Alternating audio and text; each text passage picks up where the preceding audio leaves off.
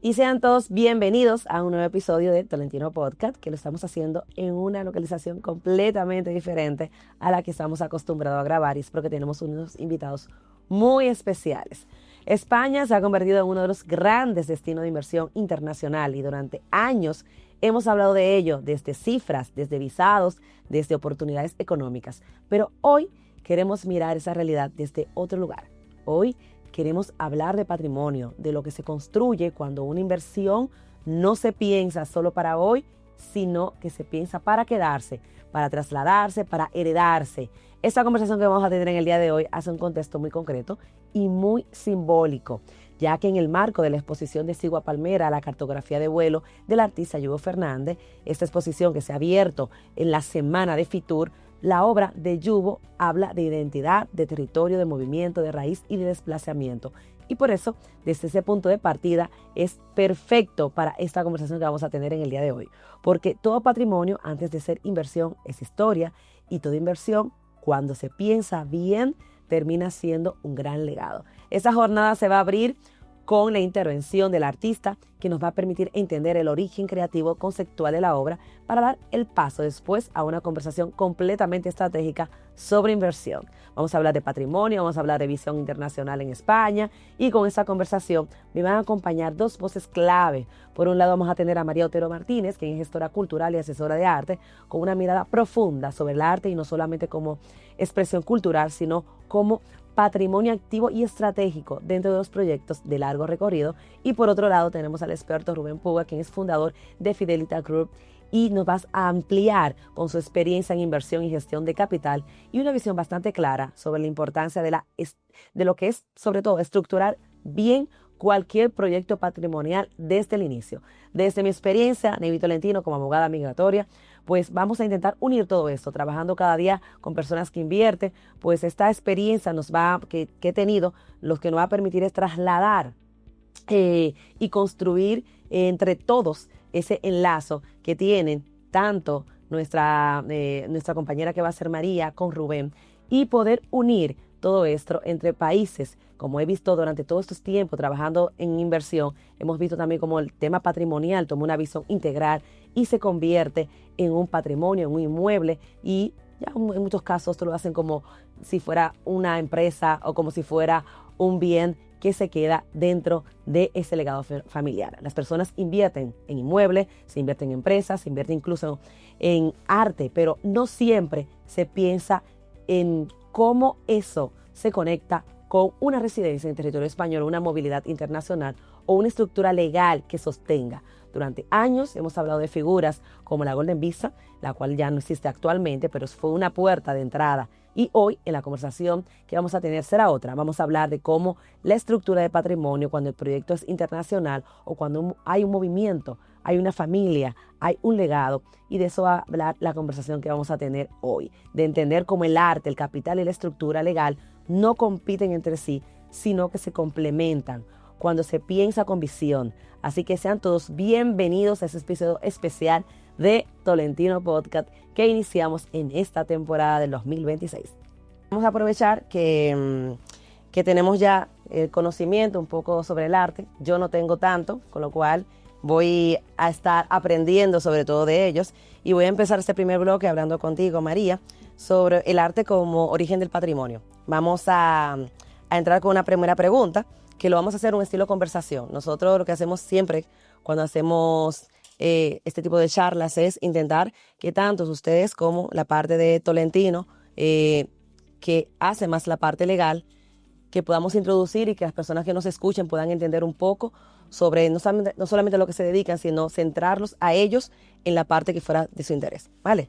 Con esto vamos, María, de tu experiencia, ¿en qué momento el arte deja de ser solo una expresión cultural y empieza a entenderse como patrimonio? Y te hago esta pregunta porque nosotros teníamos una residencia que se llamaba Golden Visa. Esta residencia realmente ya no existe, pero daba la oportunidad de que las personas podían comprar un bien inmueble y te daba derecho a una residencia en territorio español. Yo siempre digo, las personas extranjeras que vienen aquí a España no solamente vienen a obtener una residencia, hay muchas cosas que se engloban en esto. Sobre todo, estaba hablando con Rubén anteriormente, el tipo de negocio que hacen, y el arte en este contexto viene a ser parte de un legado. Entonces, por eso quiero ampliar como parte de patrimonio, porque mucha gente no entiende que invertir en arte puede ser un patrimonio, un legado, y aunque aún no se reconozca este tipo de inversión para una residencia, es algo que se puede proponer para la administración para que luego tenga un poco más de interés general. Bueno, creo que es muy interesante cómo lo planteas y verdaderamente que hay un factor que creo que es el más importante, que la capacidad del arte hasta llegar a ser patrimonio como lo entendemos hoy, tiene un factor tiempo que es muy difícil de corregir, ¿no? Creo que el arte pasa a ser patrimonio o es parte del patrimonio cuando tiene un reconocimiento institucional, cuando tiene verdaderamente una demanda social potente y cuando verdaderamente el arte representa a toda una generación. Puede ser una propuesta interesante, sobre todo porque creo que hay un arte que al día de hoy ya sí que se recoge como patrimonio en formación, que es el arte contemporáneo, y ese sí que a lo mejor invirtiendo, ¿no?, en esos artistas que a día de hoy están vivos. Yo creo que muchas personas sobre todo tienen un poco de desconocimiento de lo que es invertir en un arte. Sobre todo, no solamente ver el legado del artista, la obra que hace, sino cómo se puede transmitir a través del tiempo. Con esto voy contigo, Rubén. Cuando el capital internacional mira España, ¿qué factores pesan más hoy, más allá de una rentabilidad inmediata? Bueno, yo creo que enlazando la pregunta anterior con esta, que tiene mucho sentido, ¿verdad? El arte realmente lleva miles de años ya, ¿no? O sea, desde los primeros seres humanos ellos ya escenificaban, sí, ¿verdad? En la piedra, en lo que podían y con diferentes materiales el arte. Entonces, el arte yo creo que es algo que nos diferencia a los seres humanos de los animales, por ejemplo, ¿no? Y es algo que es muy importante, ¿no?, llegándonos a ese nivel. Luego, avanzando en el tiempo y relacionando ya el arte como artista con las personas que sí que empezaron a invertir en arte, yo creo que los Medici, que todos hemos conocido y que hay una serie extraordinaria que habla de ellos, fueron los primeros que entendieron el concepto de que el arte tiene una parte artística pero tiene una parte de inversión, ¿no? Y esto es lo que con el paso del tiempo ha ido ganando valor y es un punto clave para la gestión patrimonial de un cliente, ¿no? Cómo diversificas tu dinero. Entonces, el arte es un punto clave porque está descorrelacionado totalmente con los mercados financieros. Hay gente que no lo sabe, pero el arte está correlacionado con el oro hasta un 90%. O sea, es un activo muy seguro, muy conservador y de mucho valor. Y además es un arte que en las épocas de guerra, estas épocas que estamos ahora que son tan complicadas geopolíticamente, se traslada. Entonces, siempre el arte ha sido una vía de riqueza para poder mover tu patrimonio, ¿no? Entonces, esto llevado al momento actual nos lleva, y nosotros lo gestionamos en nuestro grupo, a que el cliente debe tener una parte de su inversión en arte. Nosotros concretamente creemos que un 10% es un punto equilibrado para poder hacerlo, ¿no? Y siguiendo con tu pregunta, al final lo relevante es que las personas entiendan que el valor de un artista, y ese es otro prisma en el que hablaremos posteriormente, es necesario, ¿no? Y esa labor de gente que apoya el arte es fundamental para que los artistas puedan continuar adelante, ¿no? Entonces, bueno, es un mundo muy relacionado al final el de la fusión del arte y las finanzas. Una pregunta que no está en el guión. ¿Tú crees que el arte va a poder ser sustituido por la inteligencia artificial? Yo creo que no. Realmente, yo creo que, como te decía antes, la creatividad del ser humano, una máquina jamás la podrá igualar. Y la inspiración de un artista es algo que es innato a la persona. Y cada artista en un momento temporal y series diferentes de arte, ¿no? Yo creo que la inteligencia artificial ha venido para ayudarnos, yo creo que está bien en determinados sectores. A mí me encantaría que además sean en sectores claves para la humanidad, como es la medicina y como es otro tipo de situaciones que nos pueden ayudar mucho, ¿verdad? Pero el arte precisamente creo que es un sector en el que el artista está por encima. Bueno, y perdona que te interrumpa, ya se ha visto antes. O sea, la cámara llegó y después de la cámara llega el impresionismo y los artistas responden. Entonces, como tú decías, para completar la respuesta, los artistas están allí para poder ayudarnos a avanzar como sociedad y es uno de esos roles. Avanzan mejorando esa técnica y abriéndonos el camino a nuevas ideas. Entonces, esto es una herramienta más para que ellos sigan desarrollando su creatividad. Yo creo que va a ser parte. Nosotros lo estamos viendo, sobre todo en la rama del derecho, de cómo muchas cosas con inteligencia artificial vienen unidas y las personas tienen ese miedo de me va a quitar el trabajo la inteligencia artificial o no.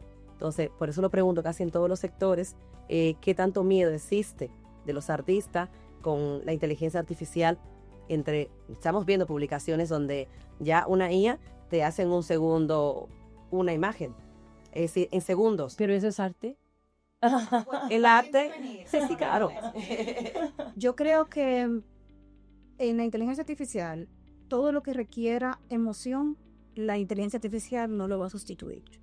Y va a llegar un momento que el ser humano va a estar ávido de emoción, de ver algo que tenga feeling humano, que tenga ese sentimiento humano. Y eso el IA nunca en su vida, por más que lo pongan, no lo van a lograr. Sin embargo, el arte hecho por un ser humano, de verdad, siempre va a tener una emoción. Yo creo que los artistas no deberían sentir pánico en ese sentido. Bueno, yo creo que la IA, el arte, da un tema por completo muy amplio. Vamos a centrarnos en inversión porque yo creo que nos dará bastante contenido. ¿Por qué hoy no se puede hablar de inversión sin hablar de estructura? Bueno, yo creo que el arte al final es un activo financiero más, hablando de inversión, ¿no? Entonces, toda inversión requiere de una estructura que puede ser legal, que puede ser fiscal, que puede ser financiera, ¿no? Y una estructuración de medio y largo plazo, sobre todo, ¿no? Que te permita diversificar bien tu patrimonio. Entonces, el arte lo tenemos que ver como un activo. Y esto es lo que hasta ahora ha costado ver a nivel bancario, a nivel financiero, ¿no? El arte se entendía más como algo decorativo, como algo de disfrutar, y ya hemos sobrepasado esa barrera. Sobre todo, yo que he estado muchos años en Estados Unidos, allí es muy habitual. O sea, yo cuando llegué aquí hace 3 años, salí hace poco, 1 año y medio en el telediario en La Sexta, y yo hablaba del alquiler de arte y del alquiler con opción de compra, ¿no? Y sonaba aquí como algo extraordinario, como algo que novedoso, Rubén, qué disruptivo. Esto existe en muchos países, ¿no? Pero aquí no estamos habituados a esto. Y ahora nosotros que trabajamos con muchas entidades financieras, pues vamos rotando su arte cada 6 meses, ¿no? Y es algo que valoran mucho. Estoy asegurando, porque imagino Claro. que esto de tener esas estructuras, si no tienes un seguro luego, porque, claro, aquí viene el robo, aquí vienen muchas... Por supuesto. En el mundo del arte hay muchas aristas, yo diría, que hay que tener en consideración. El tema de los seguros es fundamental. Y yo quiero romper un mito, porque la gente se cree que asegurar arte es muy caro, y no lo es. O sea, los seguros de arte, de grandes masterpiece o de tal, lo que es más caro muchas veces es el transportar el arte de un lugar a otro. Eso sí que a veces es más caro, pero asegurar una obra de arte no es en absoluto caro, yo se lo digo a mucha gente. Vale, muchísimas gracias. Ahora sí voy contigo, María. Cuando una persona se acerca al arte por primera vez, ¿qué suele estar buscando realmente? Estética, identidad, inversión, legado. Y aquí voy a opinar un poco, porque gracias a Yugo estoy conociendo más de la parte del arte, del significado que tiene, de cómo transmite, sobre todo un artista, su obra o sus emociones en un cuadro. Lo veo con mi hijo es autista y yo identifico emociones que está teniendo a través de la pintura. Y es algo que quiero saber, ¿qué realmente busca alguien? Cuando tú ves una persona que está buscando una obra, ¿qué es lo que realmente está buscando? ¿Qué es lo que identifica? ¿Algo para invertir?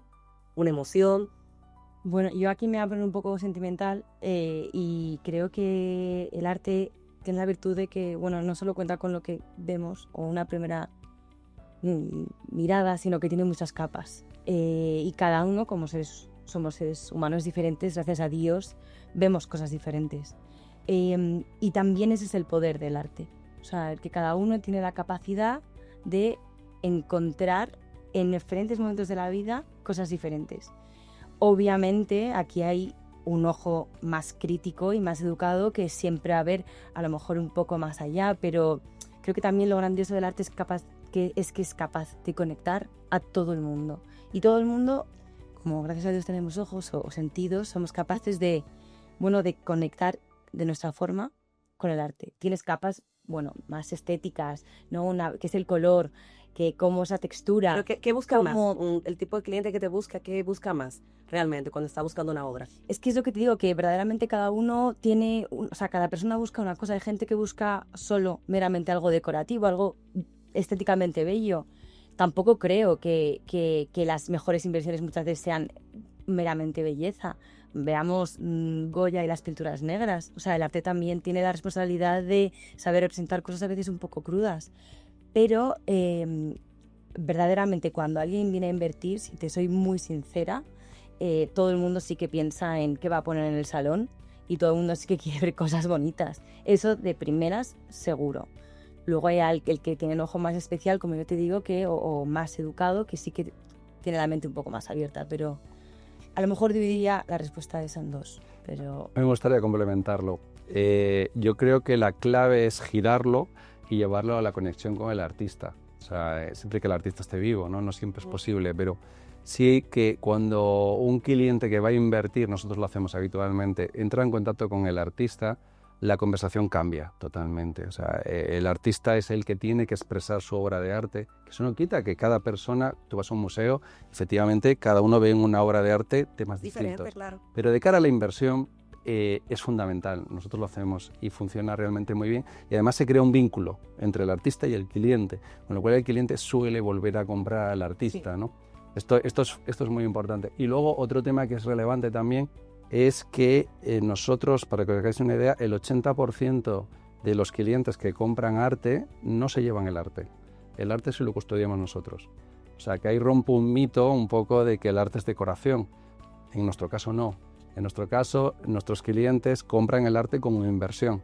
Y muchas veces nosotros les custodiamos el arte pues, en puertos francos o en diferentes lugares que nosotros tenemos, ¿no? Entonces, lo digo para abrirnos. Pero no se está exponiendo, Sí entonces... se está exponiendo, en nuestro caso sí, porque nosotros lo tenemos en lugares que sí se expone y sí hay personas que pueden disfrutar ese arte y ese cliente que ha comprado esa obra la puede volver a vender en un momento posterior a un precio superior, que es el objetivo. Pues en museos, es decir, está expuesta para... Por supuesto. Yo sí tengo me pasó una anécdota de una obra que me regalaron que tengo en República Dominicana y es un amigo muy querido que pinta para él, no pinta para el público ni nada, tiene muchas obras, pero para uso, consumo propio. Y me gustó una obra y se la pedí. Por cómo estaba, realmente para mí fue los colores que tenía. Me gustaba y me combinaba con la casa. Hasta que un día, realmente fue así, no voy a mentir. Fantástico. Entonces, cuando va un día a la casa, me dice, ¿qué ves en la obra? ¿Yo qué? Sí, ¿qué ves en la obra? He pasado horas mirando lo que te explicaba. Porque ahora cada vez que me siento frente a la obra, veo una cosa diferente. Me decía, mira, ahí hay una persona. Por ejemplo, me hizo el señalamiento de que esa parte de ahí es Pablo, porque es muy amigo del padre de mi hijo. Y yo decía, sí. Entonces, explicar eso con el artista, como acabas de decir, tiene una conexión especial. A partir de ese momento, la obra para mí ha cambiado por completo. Es decir, el comprar una obra por comprarla sin que el artista esté allí o que el artista no te explique lo que ha vivido al momento de pintar es completamente diferente. Yo he ido muchas veces al Museo Thyssen, que les invito a que cuando tengan cualquier oportunidad vuelvan a pasearse por Madrid, que tiene cosas bellísimas para explorar. Y yo no sabía lo bello que es. Por ejemplo, me hicieron un recorrido un día de ver el arte a través de la moda, que era completamente diferente a todos los recorridos que ya yo había hecho en el museo. Entonces, sí es verdad que cuando te conectas y haces un clic con algo que te emociona, cambia por completo. Ya la obra que tengo en casa no ha vuelto a tener el mismo sentido de ese día que le elegí en su casa. Que dije, mira, esa obra queda muy bien en mi casa.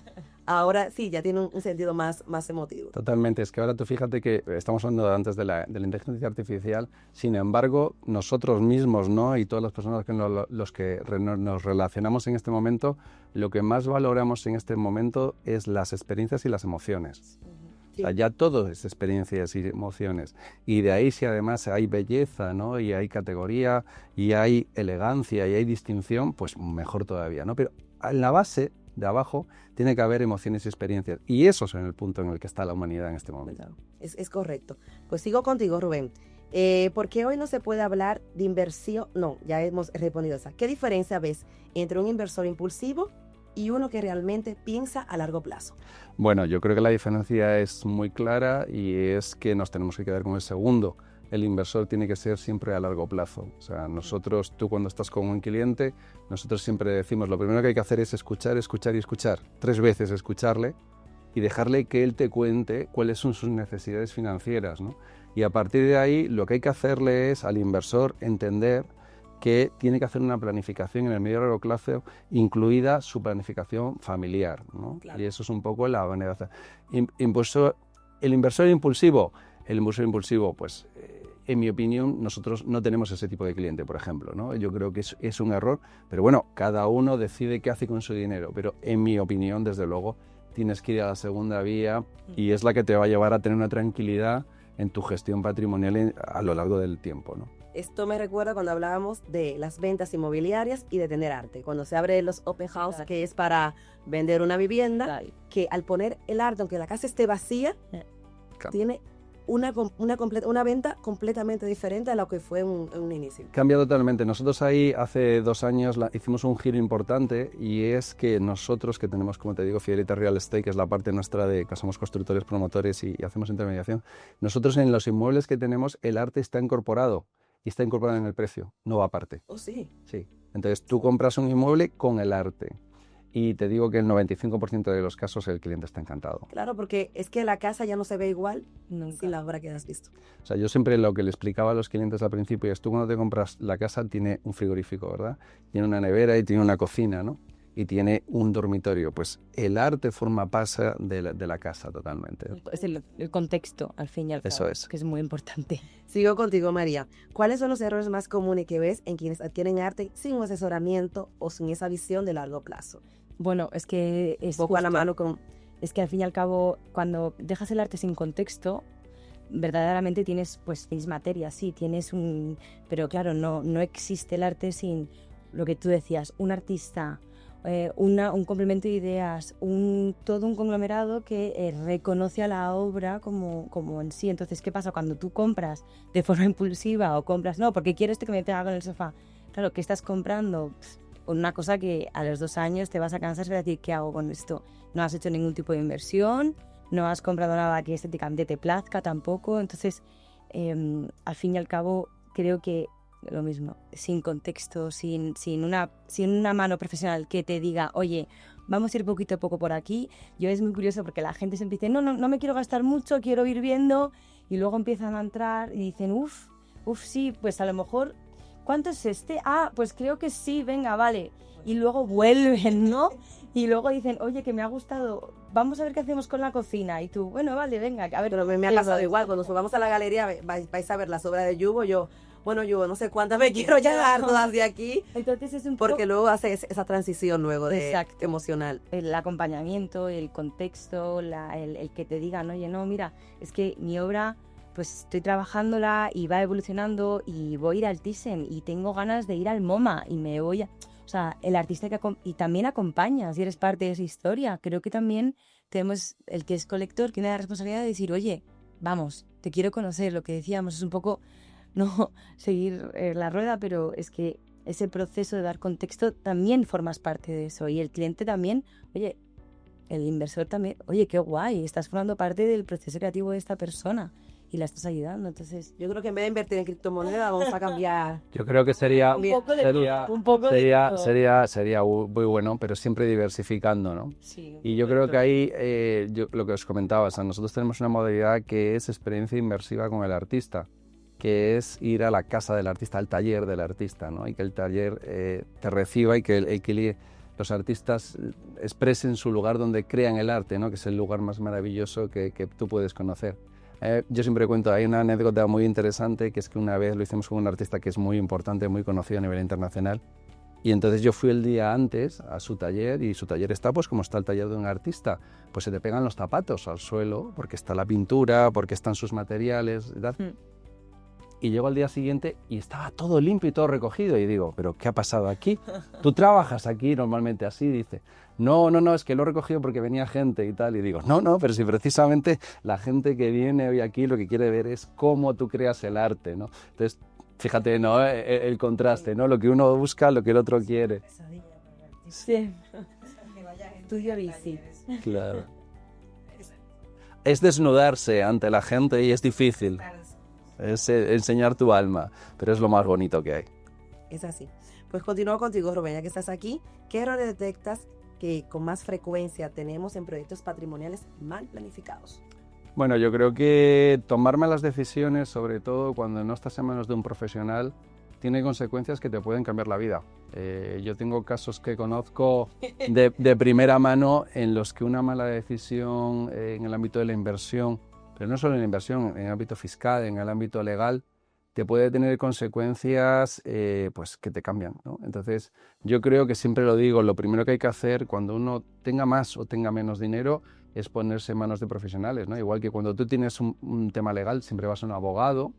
Pues yo creo que ha llegado el momento de que se valore a los asesores financieros, ¿no? Y a los asesores de inversión. Sí, es que se cree que los asesores financieros únicamente es para ricos. No. Empezando, tenemos esos mitos y luego cometemos los errores. Y los errores que muchas veces no se pagan. Yo he conocido personas que por un mal asesoramiento con empresas con mucho dinero en España y un mal asesoramiento han tenido que irse de España. Claro. ¿Por qué? Porque no han podido renovar la residencia a tiempo y se quedaron en una situación irregular. Entonces, eso, todo lo que viene detrás, vemos muchas veces, es un abogado de extranjería, es un simple trámite de una tarjeta. No. Esa tarjeta implica otras cosas. Te cambia la vida. Y te cambia la vida. Inversión es igual. Y yo creo que sobre todo lo que es muy importante, aparte de siempre estar en manos de un profesional, es tener independencia. Y eso lo hablo muchas veces. Yo que he estado 25 años en el sistema financiero y las personas que hemos trabajado ahí, sabes que al final, cuando tú tienes un cliente, al final acabas vendiendo los productos financieros de esa entidad, en general. Entonces, nosotros ahora, por ejemplo, lo que hacemos es trabajamos con más de 30 bancos a nivel internacional o con más de 40 gestoras, ¿no? O sea, quiero decir, tú tienes que ver qué es lo que es mejor para ese cliente. Sí. Entonces, la independencia es fundamental y eso es un valor añadido, ¿no? Profesionalidad e independencia son valores clave. Perfecto. Pues María, sigo contigo. Cuando dialogas el arte con otro activo patrimonial, ¿cuándo una persona empieza a construir ese proyecto más amplio? Bueno, yo creo que aquí, tú lo has mencionado antes, una cosa que tiene el arte muy interesante y cuando empiezas a construir de verdad patrimonio y cómo tienes que construir este patrimonio, lo que tiene muy interesante el arte es que no está correlacionado con el oro, pero va en contra un poco de todos el resto de las inversiones a las que nos atendemos normalmente. O sea, el real estate pensamos, vale, esto va a ir a la alza. Pues cuando justo el real estate, como sucede ahora, va a la alza, el mundo del arte cae un poquito. Entonces, yo creo que vamos construyendo... No sé si me he equivocado de pregunta, ¿me puedes repetir la pregunta? No, pero vas muy bien, va muy bien. ¿Cómo dialoga el arte con otros activos patrimoniales? Exacto. Cuando una persona empieza a construir un proyecto más Exacto. amplio. Porque iba justamente a añadirte algo con respecto a cara de no vamos No, por ahí, no. y yo- No, es que estaban pensando en una pregunta que era, así como un inmueble toma valor, que lo estabas diciendo, el arte también puede bajar. Sí, lo Y que esto, pasa... ¿cómo Hablo se- hablo del mercado en sí, cómo no está correlacionado directamente con cómo funciona el mercado o la bolsa, por así decirlo. Entonces son valores muy seguros valores que no son tan seguros a lo mejor, que no se ven como grandes inversiones fáciles de hacer, pero que verdaderamente tienen, como tienen un nivel de riesgo a veces mayor, tienes la oportunidad también de hacer mucho dinero.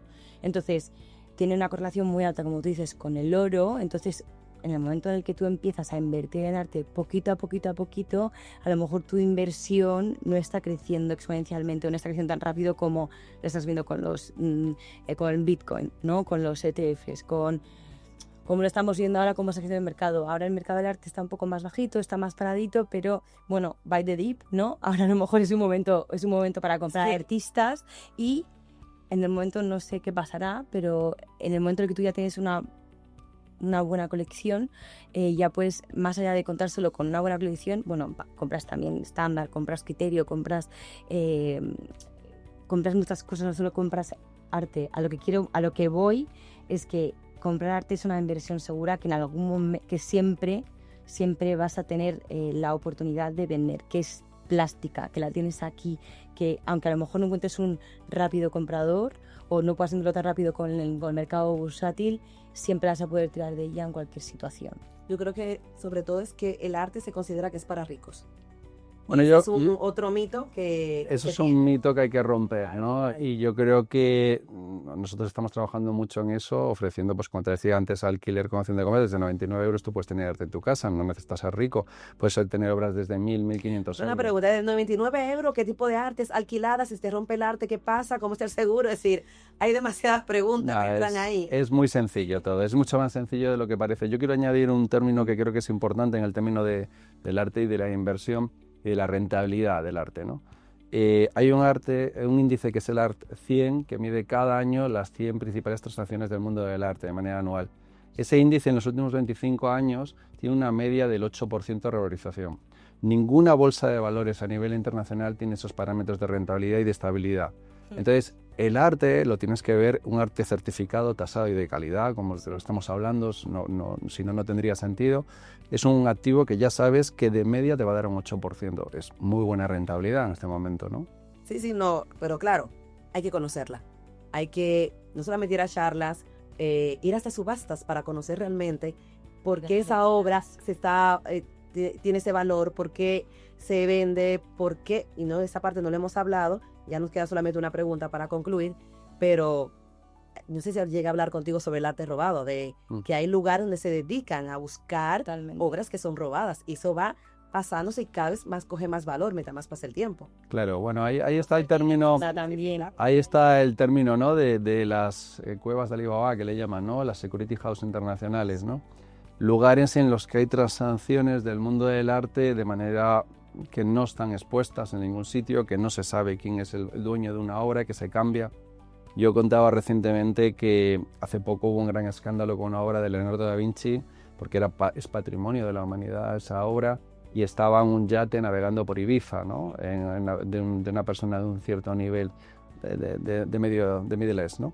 Entonces, bueno, ahora se va a inaugurar el mayor, digamos, cueva del arte, o como lo queramos llamar, Security House, en Qatar, ¿vale? Y en Dubái. Entonces, bueno, vamos a ir viendo cómo va evolucionando, ¿no? Pero sí que hay ahí muchos temas de los que hablar necesitaríamos mucho tiempo, sí.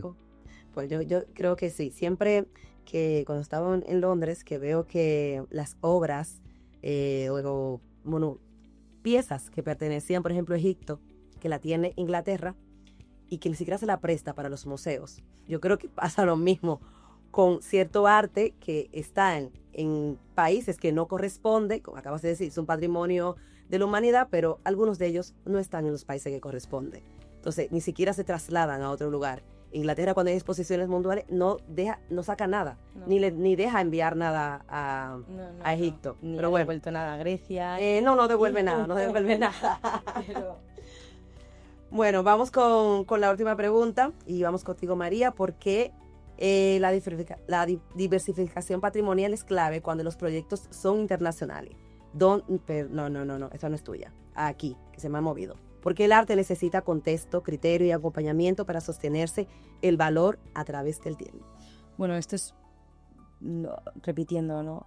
Creo que el arte no es solo el arte. Pero aquí hablamos de la parte de cuando una persona recibe una herencia, por ejemplo, para poder conectarlo con ese legado que se vaya transmitiendo a través del tiempo. Claro, o sea, lo que tú dices, tú transmites una pieza de A a B, ¿no? De una herente, ¿no?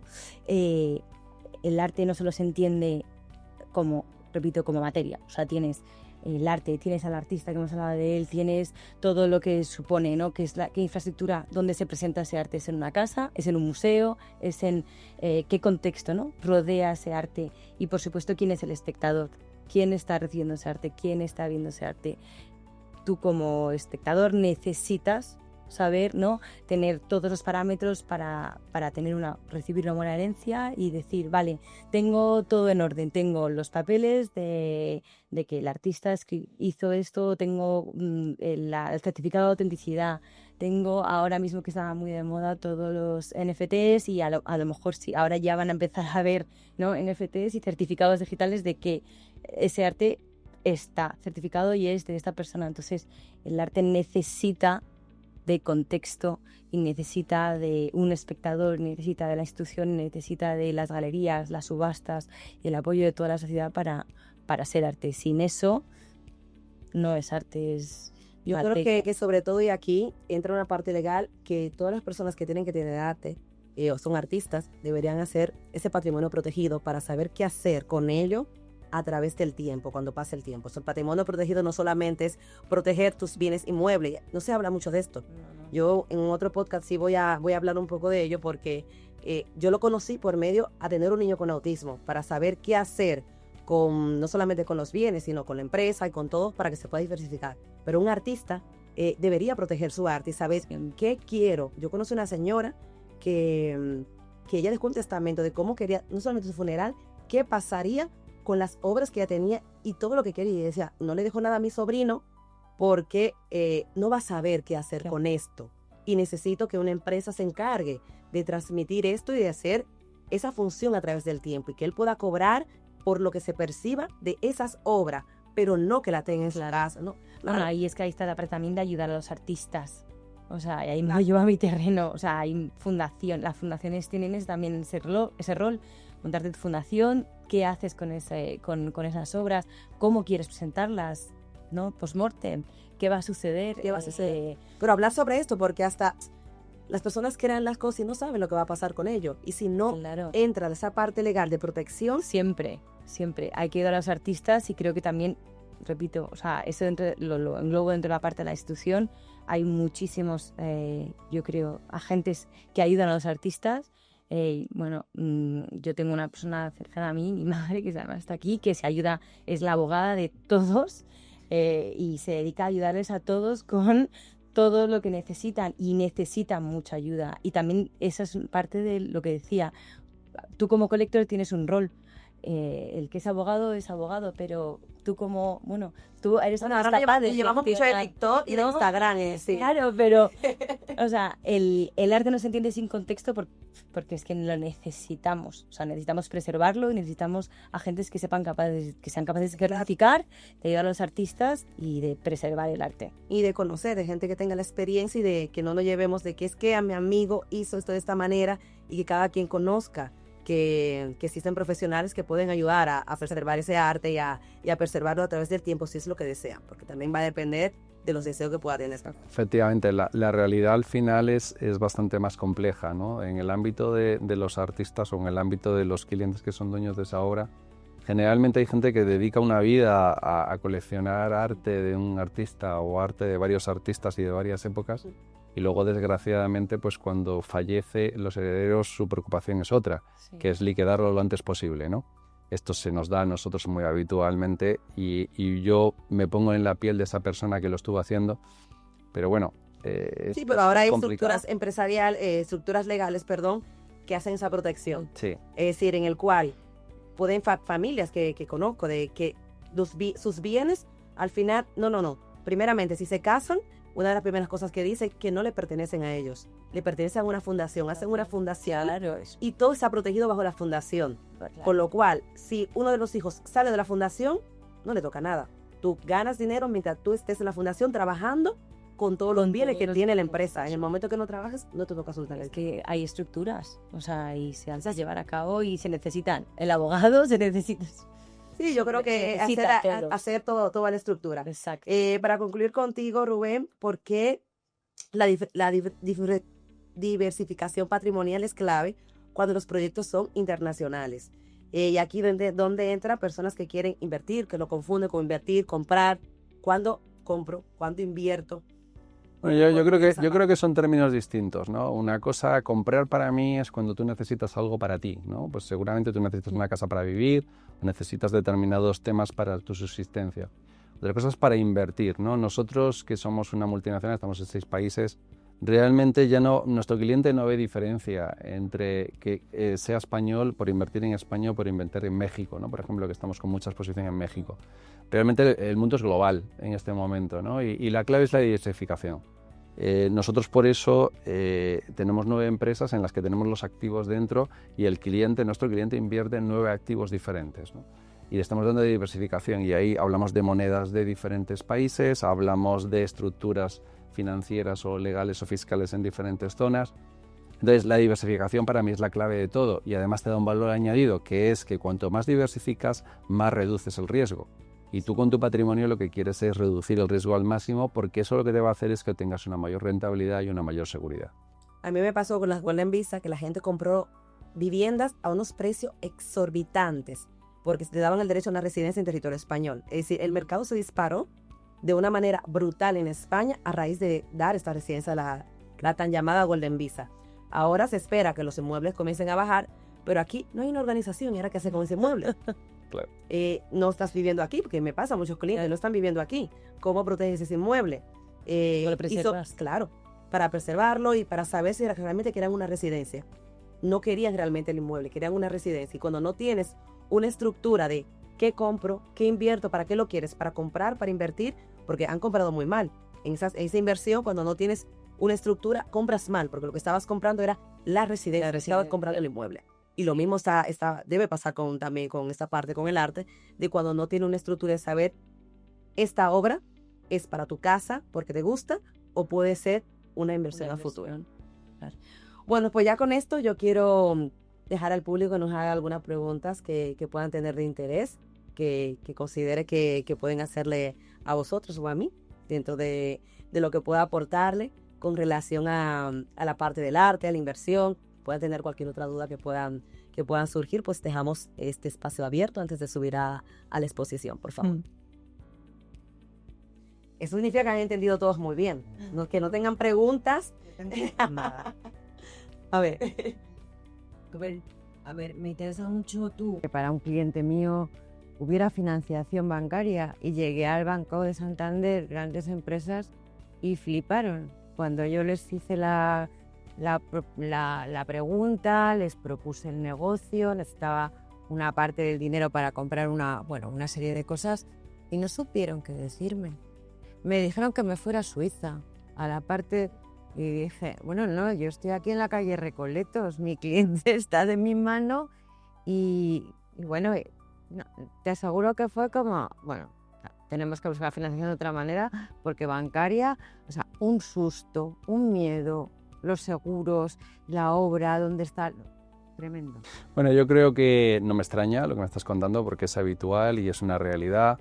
El sistema financiero español no apoya el arte como activo en este momento y seguramente es un problema, yo creo que educativo y cultural. O sea, quiero decir, yo te lo digo, o sea, yo cuando estaba en el sistema financiero y estuve en estos bancos que estás comentando, a los empleados se les forma en fondos de inversión, no se les forma en arte, por ejemplo.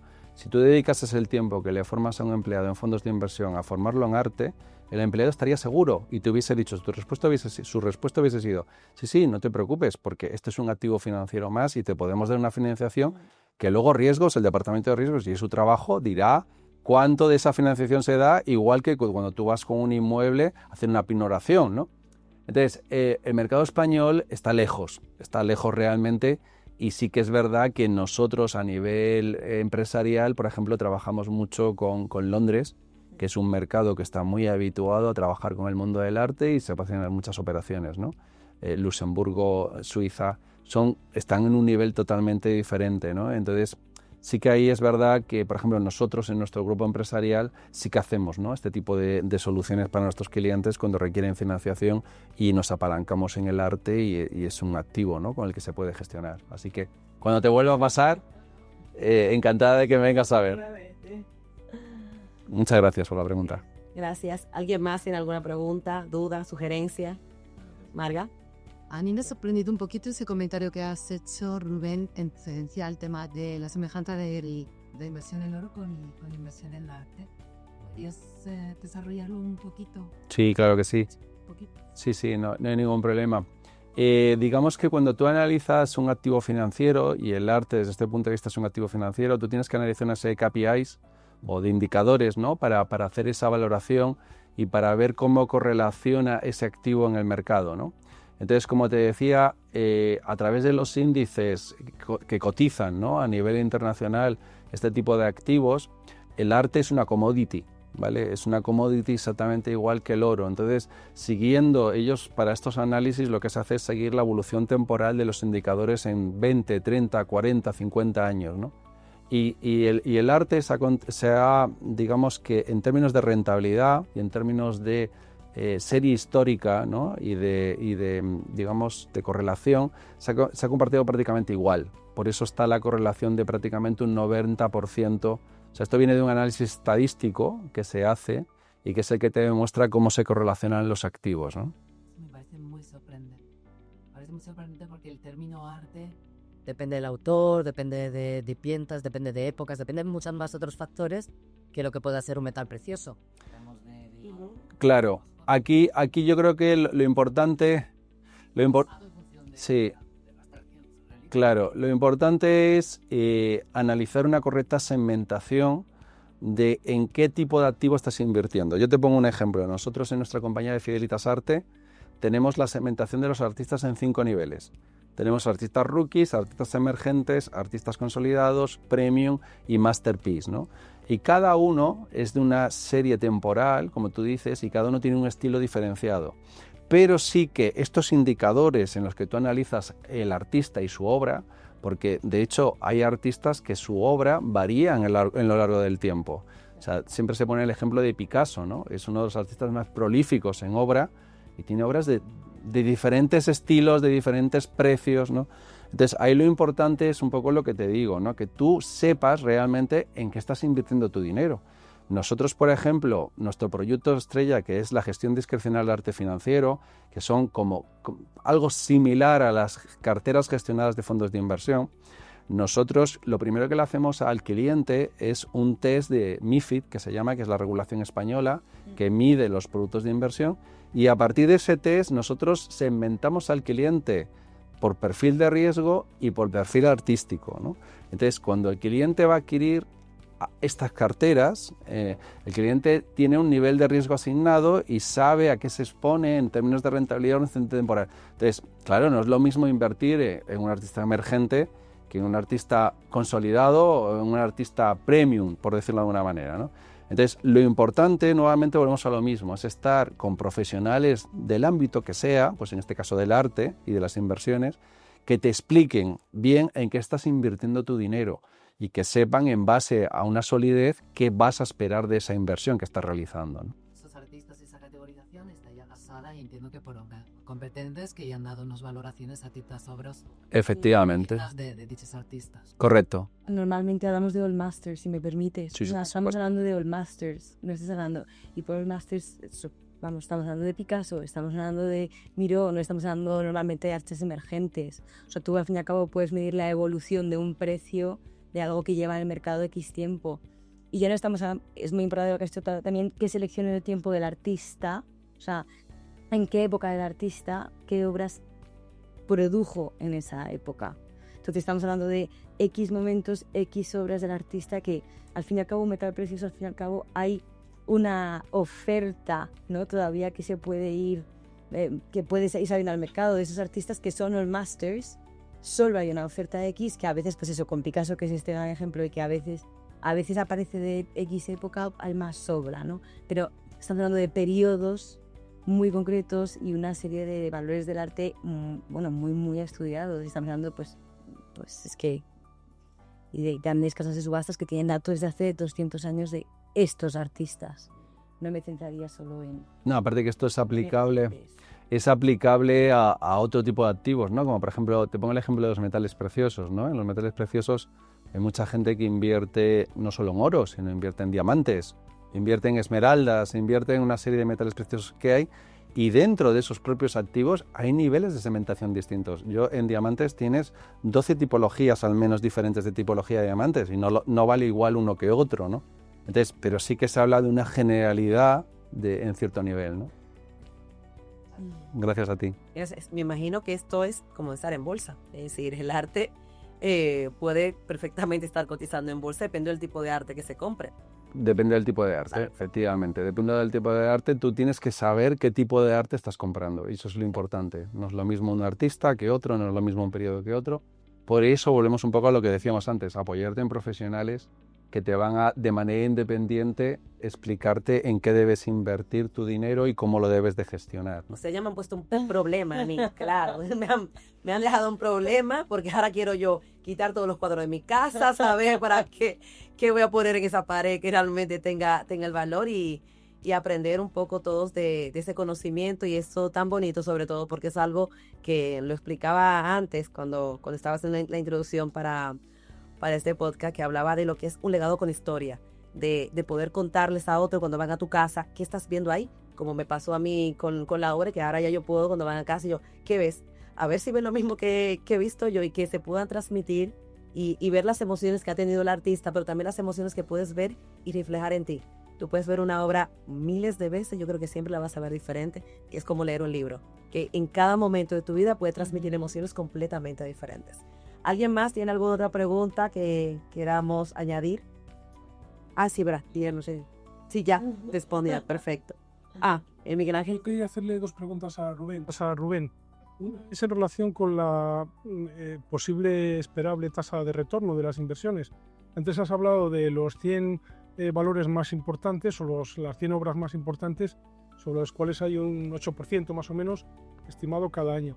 Y los que ocupan, por ejemplo, la posición 4.000, 5.000 o la que sea, ¿hay alguna forma de saber cuál es una tasa media más o menos aproximada de retorno? Ahí, digamos que ahí depende un poco de lo que te comentaba yo ahora, ¿no? Del tipo de artista en esa segmentación que tengamos. Nosotros, por ejemplo, tenemos los artistas emergentes en los que le damos un valor de rentabilidad estimado anual, como cualquier inversión es estimado porque nunca lo sabes y no puede ser general porque los artistas emergentes, tú piensas que el riesgo de invertir en un artista emergente es muy superior porque es un artista que lleva generalmente entre 5 y 10 años pintando, que ya muchas veces vive del arte, pero que todavía no está de una manera estable. Entonces tú corres el riesgo que en un momento determinado ese artista decida que en vez de seguir pintando, por ejemplo, pues que quiere dedicarse a otro tema profesional, ¿no? Entonces, ahí el índice mide la generalidad de estas 100 primeras obras, ¿vale? Pero para el resto yo sí que te diría que hay que analizar el artista y sobre todo tu inversión, qué es lo que quieres hacer con ella.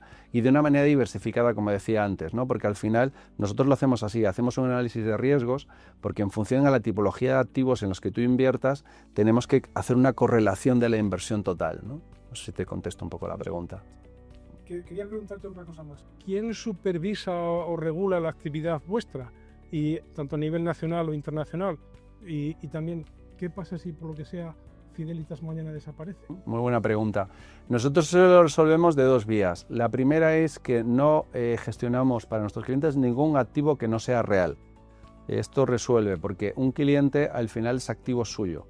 O sea, tú inviertes conmigo en arte o en inmuebles o en energía o en lo que sea y los activos están a tu nombre y son tuyos.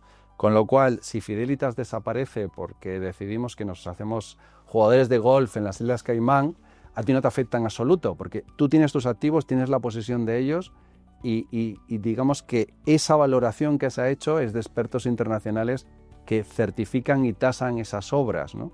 Con lo cual, en ese nivel es el que le damos máxima seguridad a nuestro cliente. Y con la regulación y supervisión es Sí. internacional. Nosotros, digamos que en nuestro caso, trabajamos activos que están regulados y activos que no. El arte no está regulado a nivel del mercado financiero. Entonces, es un activo y estamos luchando por ello. Yo hablo mucho con la CNMV, que es la Comisión Nacional del Mercado de Valores. Estoy luchando para que reconozcan nuestro test MiFID financiero artístico. Y bueno, estamos en conversaciones, estamos cerca. Ojalá que algún día se pueda regular, pues sería un gran paso, ¿no?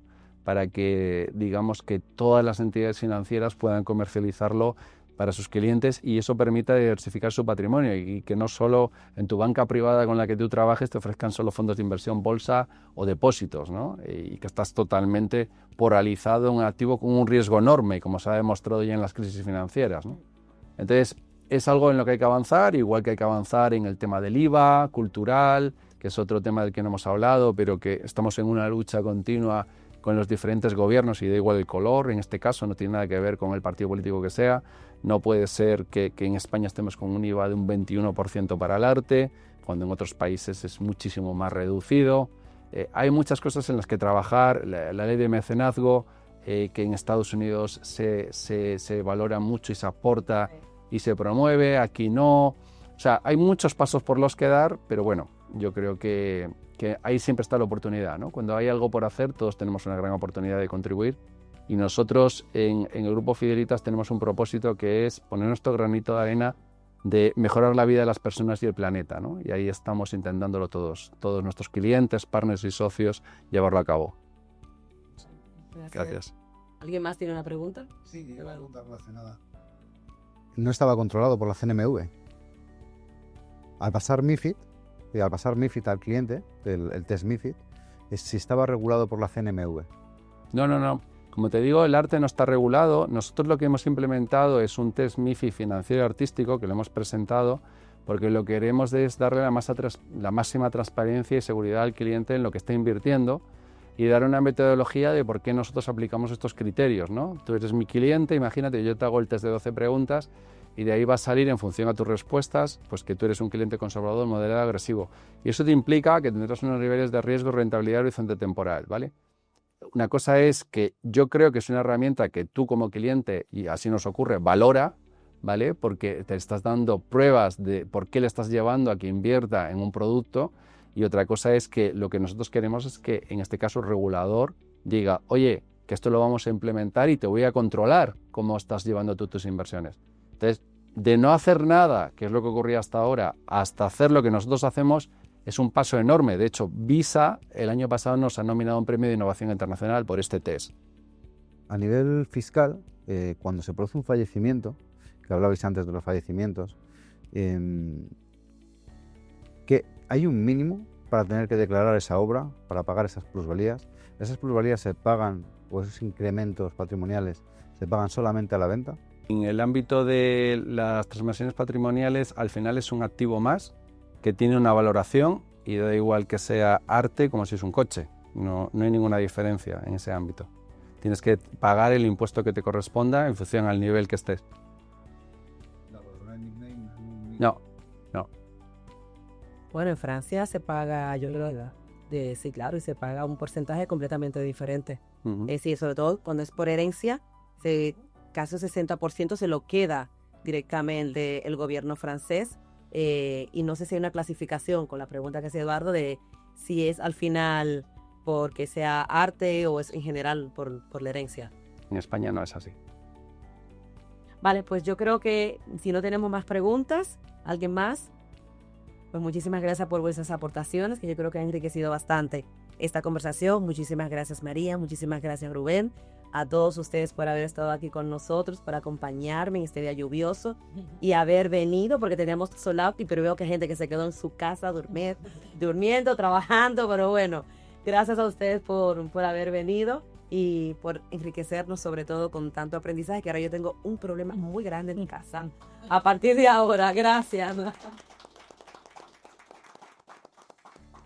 Y damos por finalizado este Tolentino Podcast, que ha sido completamente especial, porque cuando hablamos de inversión, ustedes tienen que saber que solemos pensar en activos, pero en la práctica lo que realmente estamos haciendo es tomar decisiones de vida. Las decisiones sobre dónde residimos, dónde invertimos, cómo protegemos lo que construimos y cómo lo transmitimos en el tiempo.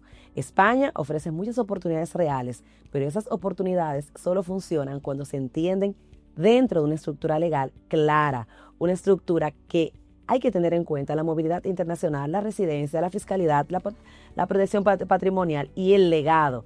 El arte, el capital y la ley no son mundos que sean separados, se cruzan constantemente en la vida real de las personas que invierten y, en estos casos, personas que se mueven en países que construyen proyectos internacionales. Las figuras de inversión, como lo fueron en su momento las Golden Visa, pueden ser un punto de entrada para tener una residencia en territorio español, pero no son un plan patrimonial en sí misma.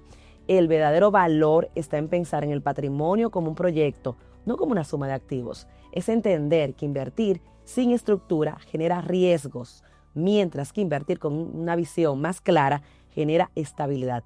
Y es ahí donde la planificación legal deja de ser un trámite y se convierte en una herramienta estratégica. Gracias a todos ustedes por acompañarnos en esta conversación, por entender que invertir también es elegir cómo, dónde se puede construir un futuro. Y ese futuro lo podemos hacer juntos en el territorio español. Gracias a todos por estar en este Tolentino Podcast.